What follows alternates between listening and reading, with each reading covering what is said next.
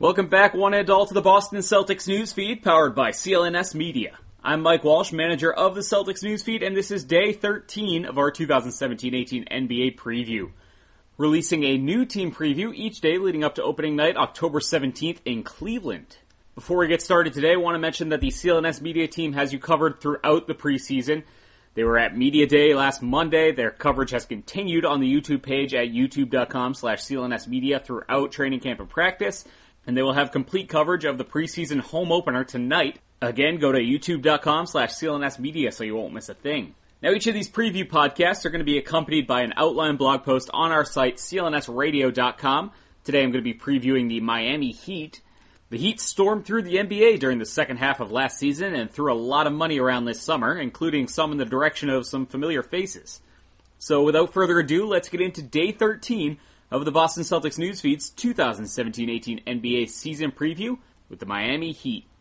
We'll start back a look on that crazy second half of the 2016-17 season the Heat had. They started 11-30 and finished up 41-41, so they went on a 30-11 run over the second half of the year. It was pretty crazy. They just started really off these wins. They really found something going. Unfortunately, faded a little bit towards the end, and as we'll find out, that's because even more injuries were happening. First off, Miami, what you need to know about them, they're led by that 1-5 pairing, the point guard center combo of Goran Dragic and Hassan Whiteside. Both of them combined for 37.3 points per game last year. Whiteside himself, I believe, was 17-14, right around there for his numbers. So one of the league's most dominant big men down there in Miami. Elsewhere last season, Tyler Johnson, James Johnson, both pretty reliable throughout the year. But once Dion Waiters got healthy, and it was unfortunately only for a pretty short stretch last season, when he was going, the Heat were very, very strong. He missed 20 games in the middle of the year with a thigh injury, missed 13 games at the end of the year with an ankle injury. But while he was on there, he was around 40% from three-point land and averaging nearly 16 points a game. Miami's offseason, as I mentioned before this, they threw a lot of money around. Not at any one particular guy, like, maybe Gordon Hayward or Paul Millsap, that type of stuff. They just sort of flooded the market, signed and re-signed a lot of mid-level guys, no real, big-time stars, but they broke out the checkbook and brought a lot of guys back to make a real run at this thing in the East. Offseason started, though, with their only draft pick in 2017. They pick up Bam Adebayo out of Kentucky. They spend that 14th pick, as I mentioned, 41-41. They just missed the playoffs behind the Chicago Bulls, who played the Celtics in the first round. So 6'10 guy out of Kentucky could be in there as, Whiteside's main backup, but they did go out and bring in a lot of other guys as well. They trade Josh McRoberts early in the offseason for Dallas's 2016 second-round pick, A.J. Hammonds, who's a 7-footer out of Purdue. Only played a little bit last year in Dallas, but he comes over as another backup center option. They also went out and got some free agents, mainly former Celtic Kelly Olynyk, who is down there now. We're going to have South Beach Kelly this coming season. They signed him 4 years, $51 million to come down. And you're not sure if he's going to get down there and maybe start at power forward opposite Whiteside, or he's going to back up Whiteside, or even be the backup four behind like a James Johnson. So a lot of options there for Kelly, but they do throw some decent money at him. Waiters went and he opted out of the last year of his contract, which would have been this coming year. But he does sign a long-term deal, so he's staying with the Heat. That was his goal all along. They signed him for 4 years and $52 million. So as I said, a lot of these, $10 to $15 million contracts were, getting passed about, and that's just two of them. They rewarded James Johnson, who came off the bench last year on a pretty cheap deal, shot 34% from three, and, played pretty well. He's rewarded with a 4-year deal worth $60 million. And they also are going to reward Josh Richardson. He had a good year, but tore his MCL, so didn't play a lot of the season. But 24-year-old picks up a 4-year, $42 million extension. Then just some side guys real quick. Miami goes out, picks up another former Celtic, Jordan Mickey. They sign him 2 years and $3 million, and they're going to bring back Udonis Haslem for a short veteran, 1-year contract for pretty small money. The Heat's roster, it looks pretty solid right now. Their depth chart is just kind of packed, so they're going to be a pretty deep team. A lot of guys, a lot of quality NBA players. But I still think that there's a big question mark, and it's actually not Dion Waiters. It's Justice Winslow. 2 pro seasons. He's only played 96 games, only played, I think, 18 last season, so wasn't out on the court a lot, but when he was pretty terrible offensively. And, I mean, not much better defensively. The The kid has not learned to shoot yet, but he is still very young, 21 years old entering the season. I believe he's still going to be, their starting small forward. And I think he remains that, high potential player that can elevate Miami to another level just because the position he plays is going to be so key. Coming up this season, he's going to be guarding some of the best players in the NBA, and he's going to have to score the basketball and prove that he can be an offensive threat and not, sort of fall into the career that, like a Michael Kidd-Gilchrist or somebody has. And that potential is still there. I mentioned didn't play a lot last season, so missed kind of a whole year of development, unfortunately.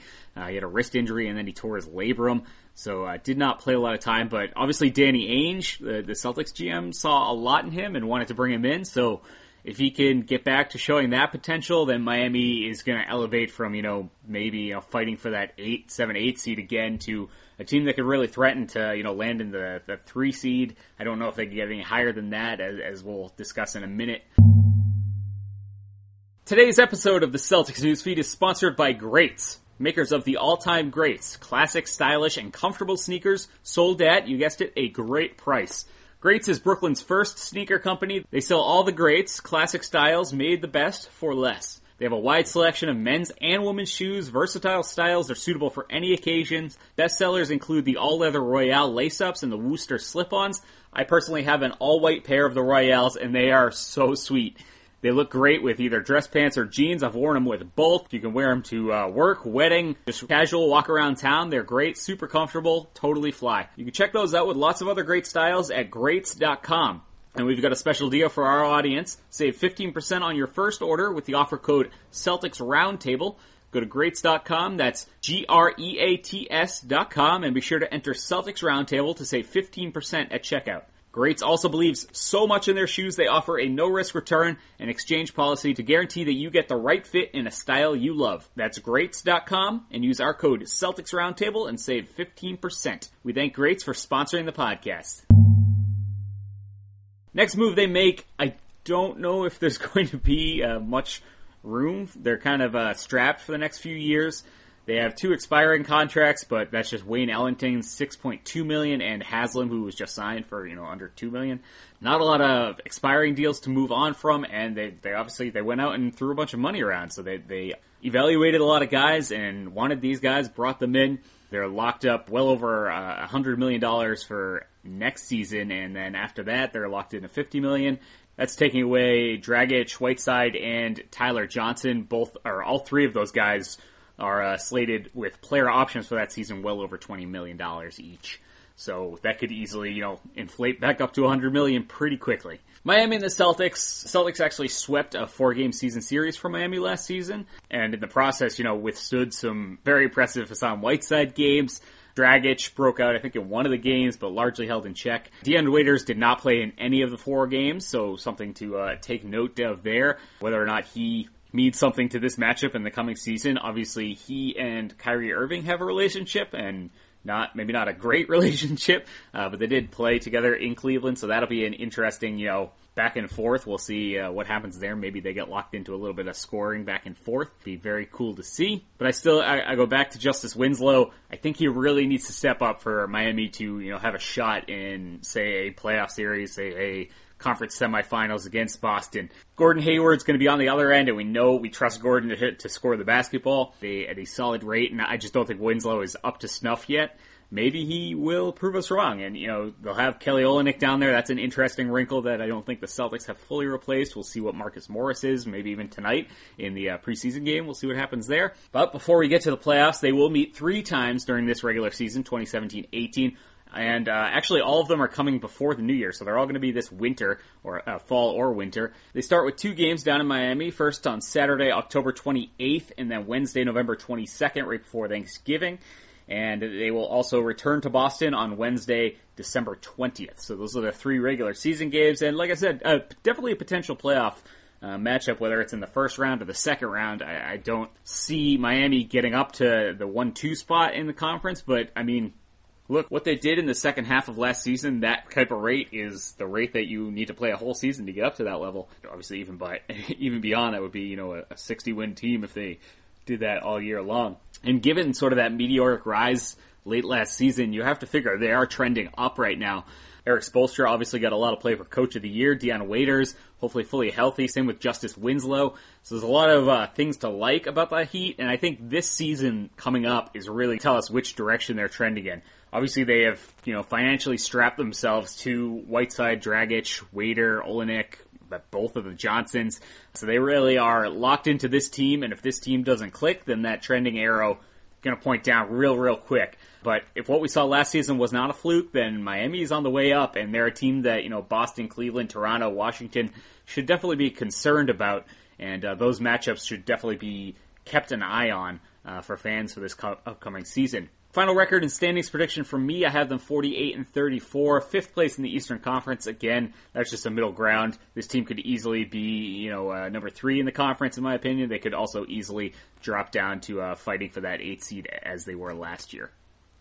Thanks, everybody, for tuning in to Day 13 of the Boston Celtics Newsfeed's 2017-18 NBA preview. Again, you can get more analysis on the CLNSradio.com site and view any of our previous episodes at youtube.com/CLNSmedia. There's a playlist there with all of these in it. Follow CLNS on Twitter at CLNSmedia and myself at CLNS_Walsh. Be sure to subscribe to the Celtics Newsfeed, rate and review us on iTunes, Stitcher, and of course the CLNS Media Network's mobile podcast app. Tune back in tomorrow when we will be previewing yet another Eastern Conference rival, the Milwaukee Bucks, with CLNS Celtics Editor at Large Cory Prescott. Until then, this is Newsfeed Manager Mike Walsh signing off.